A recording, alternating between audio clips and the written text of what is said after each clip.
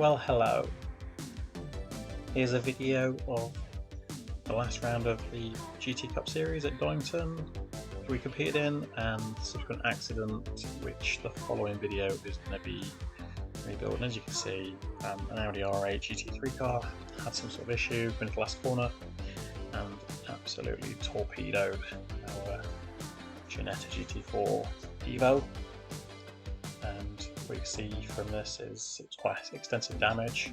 There's quite a shell damage to the whole left rear corner.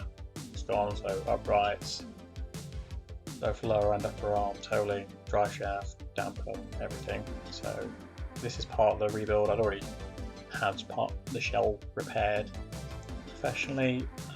The exhaust from the whole downpipe along the sill and to the rear quarter was all destroyed. So you can see me putting in new heat shielding for it. Just tapping that in, riveting it, get it all in place. A lot of this video is sped up and there's not a lot of actual me talking, so you just have to deal with me waffling along a little bit. I'm playing on my phone, working hard away as always.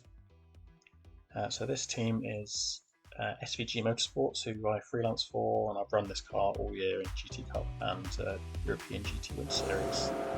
So we're back, and with much fuckery, we've got the exhaust on, where they've welded it up. It doesn't fit on our car, so just grind the welds off and have to re-weld it.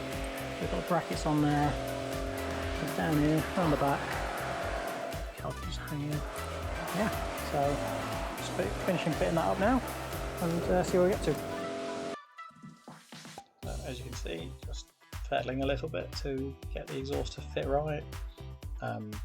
As explained in the video, they've come already pre-welded up. There's some issues with them, but the jig doesn't really match a lot of the cars by the look of it. Moving on next now is all the damage repairs done. I'm currently getting ready to take out the clutch because that's at its service interval. So normally it's an inspect about 30 hours, but we've just got to have it changing it plenty just for reliability purposes. Currently just loosen off the crop bolts, which they're thread locked in that one. Obviously needed a bit of heat on that one. Zooming through, unfortunately.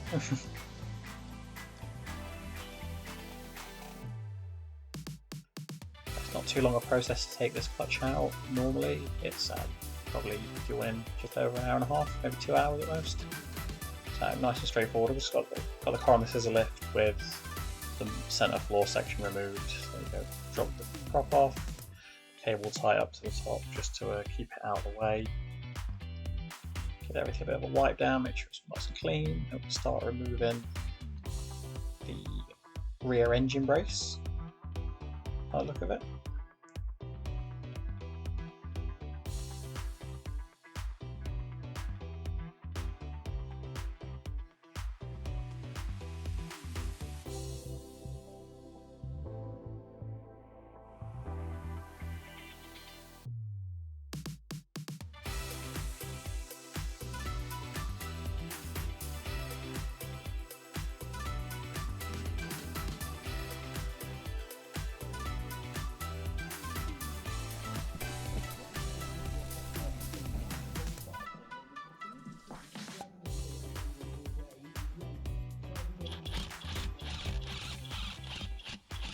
Access is always a little bit tricky with this because we've got about 3 or 4 inches of room either side of your head and you're inside it, but being honest, as a lift, it's fantastic compared to it out of track.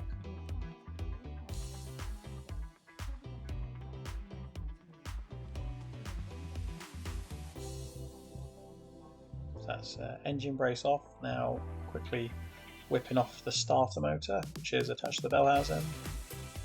This car runs a 6.2 litre V8 LS 3 engine, I think it is. It's a GM motor as a base, and then Ginetta have all their own internals in it, I believe. Produces unrestricted, it produces about 500 brake. So I'm just tying up the starter motor out of the way.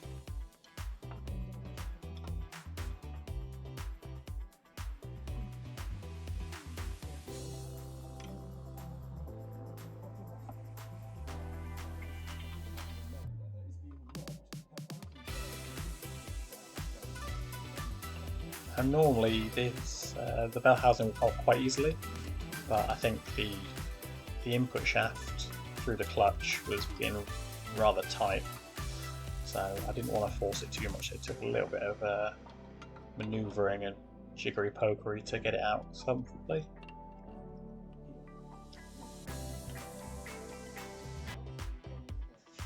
As you can see, I'm sporting a very fetching headband. Light's always a premium when you're working inside a car, and so I think I've got 2 torches and the head torch at the same time, even though it's middle of the day. You can never do too much.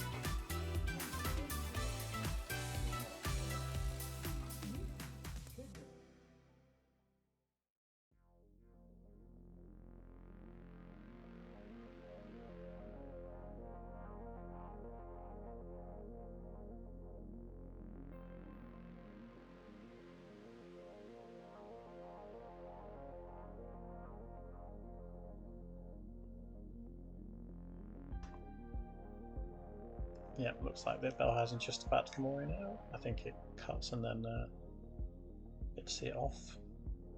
There we go, bell housing off. Clutch, just 8 bolts come off. So we're just refreshing the clutch on our Ginetta GT4. So I've got a full brand new basket, all the plates and the friction material ready to change over. Nice simple procedure. I have a generally clean-ish workbench. I'm just going to lay out all the parts as they come out so they can match up with the new ones to avoid any sort of confusion, basically. Then work out where everything lives, make our lives nice and straightforward. So we've got the 25. Both these rings, I believe, are both the same. Yep, they're the same. We've got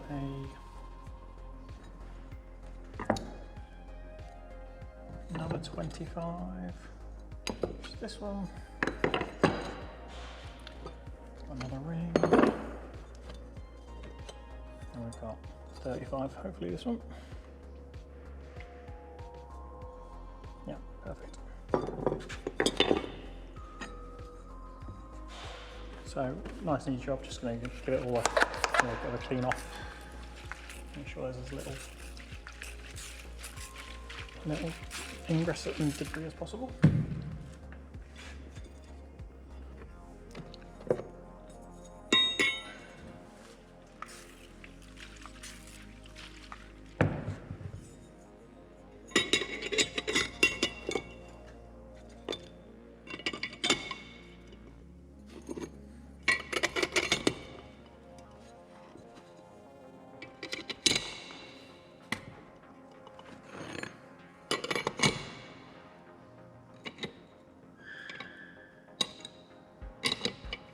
Last plate goes on backwards compared to all the others.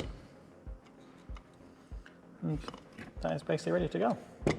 Just need to line it up, fit it to the car, good to go. So as you can see, like even just these two, the amount of difference in looks of these is wild difference. You see how much hotter each one's got. And then I don't know if you can see it there, but the amount of friction material on them. Much better. You'd normally change these after about 25 hours or so, but this is the last round of the season, so just put a fresh one in ready for the last round.